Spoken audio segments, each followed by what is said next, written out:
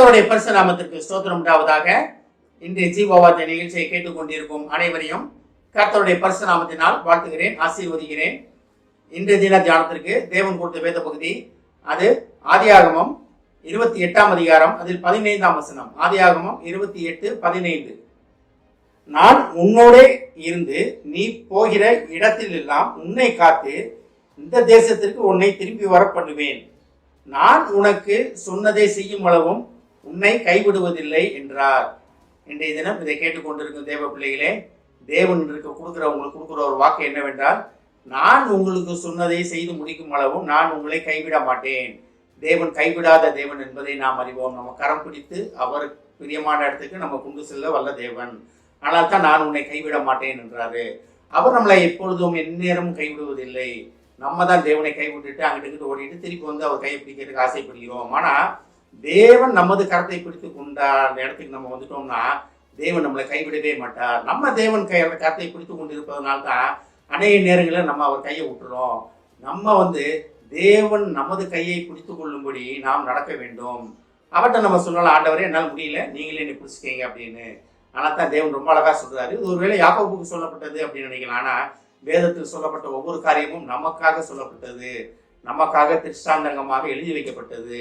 நமக்கு என்ன தேவை என்ன என்பதை நம்ம ஒவ்வொருவருக்கும் தேவைகளுக்கும் இது வேதத்தில் நமக்கு பதில் உண்டு, நம்ம கேள்விகளுக்கு பதில் உண்டு. இதில் பாருங்க, இந்த வசனம் எப்படி அழகாக ஆரம்பிக்குது பாருங்க. நான் உன்னோடே இருந்து, இது எப்படி கைவிட மாட்டேன்றாரு? உங்க கூடவே இருந்து உங்களை கைவிட மாட்டார், உங்களுடனே இருப்பார். நீ எந்த இடத்துக்கு போனாலும் சரி, வாழ்விலும் தாழ்விலும் சுகத்திலும் துக்கத்திலும். கல்யாணத்தோட நம்ம ஒரு உறுதிமொழி எடுக்கணும். ஆனால் அது உண்மையிலேயே எடுக்க வேண்டிய உறுதிமொழி நம்ம தேவனோட தான் நம்ம எடுக்கணும். ஆண்டவரே நான் விட்டு விலகவே மாட்டேன் ஆண்டவரே அப்படின்றது நம்ம தேவனோட நம்ம செய்ய வேண்டிய ஒரு உடன்படிக்கை, அது உறுதிமொழி. அது தேவன் ரொம்ப சந்தோஷப்படுவார் அதை நம்ம சொன்னோம்னா. ஆனால் அது திருமணத்தோட நின்று போயிடுறது, அதுக்கு அடுத்த லெவல் போக மாட்டேங்கிறது. ஆனால் நான் உன்னுடனே இருந்து நீ போகிற இடத்திலெல்லாம் உன்னை காத்து.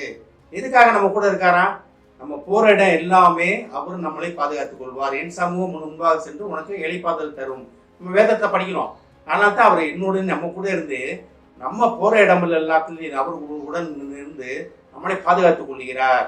நம்மளுக்கு எதிராக வர காரியங்கள், எதிராக வர அனைத்து காரியங்களிலிருந்து நம்மளை தற்காத்துக் கொள்கிறார். அதாவது பட்டயம், அது என்ன பட்டயம்? வேத வசனமாகிய பட்டயம். அதை நம்ம பிடித்து கொண்டு போகும்போது தேவன் நம்மளோட உடனே இருந்து நம்மளை தற்காத்துக் கொள்கிறார். அவரே அந்த பட்டயமாக இருக்கிறார். வேதவசனம் யாரு? தேவன் தான். அவரே நமது பட்டயமாக இருக்க ஆசைப்படுகிற தேவன். தேவனோட விருப்பம்லாம் பார்த்தீங்கன்னா நம்ம மனதுக்கு தோன்றவே தோன்றாது. அண்ட சராசரத்தை படைச்ச தேவன், அதாவது சர்வ லோகத்தையும் படைத்த தேவன் என்ன சொல்றாரு பாருங்க. ஒரு சாதாரண அற்பமான மனிதன் கூட நின்று நான் உன் கூட இருக்கேன்ப்பா அப்படின்றார். பேர்பட்ட பாக்கியமுள்ள சந்ததி பாருங்களேங்க.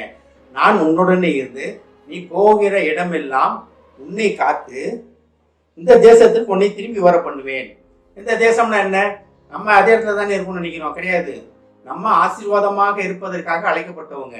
அந்த அழைப்பை விட்டு நம்ம வெளியே வந்துட்டோம். அதுதான் தேசம். நம்ம இந்த இடத்துல எடுத்துக்கலாம். அந்த தேவன் நமக்கு குறித்து வைத்திருக்கிற ஆசீர்வாதத்துக்கு நம்மளை திரும்பி வர செய்வார். நம்ம தேவன் நமக்கு வைத்திருந்த ஆசீர்வாதங்களை விட்டு உலக ரீதியான ஆசீர்வாதத்துக்குள்ள ஓடிட்டோம். நம்ம அதை பத்தி கவலைப்படாம, இதுதான் ரொம்ப அழகா இருக்கே அப்படின்னு, இது நல்லா இருக்கு, அது நல்லா இருக்கு அப்படின்னு அந்த இதில் போயிட்டனால தான் தேவன் நம்மளை இன்னும் அழைத்து கொண்டே இருக்கிறார். அப்ப நம்மளை திரும்பி வர செய்வதற்கு தேவன் என்ன சொல்றாரு பாருங்க. நான் உன்னுடனே இருந்து நான் சொன்னதை செய்யும் அளவும் உன்னை கைவிடுவதில்லை. இதை கேட்டுக்கொண்டிருக்க தேவ பிள்ளைகளே, தேவன் சென்ற வருடங்கள்லையும் சரி, இந்த வருடத்தின் ஆரம்பத்திலையும் சரி, கடந்த காலங்களிலும் சரி, உங்களுக்கு தேவன் என்னென்ன சொன்னாரோ அது இந்த வருடம் செய்து முடிக்கப்படும் வருடம். நீங்க அதை பெற்றுக்கொள்ளும் வருடமாக இருக்க போகிறது. 2024 தேவன் உங்களுக்கு முன்னால என்னென்னலாம் சொன்னாரோ அது எல்லாமே நீங்க பெற்றுக்கொள்ளும் வருடமாக இருக்க போகிறது. அதெல்லாம் மட்டும் நம்ம நிலைத்திருப்போம்.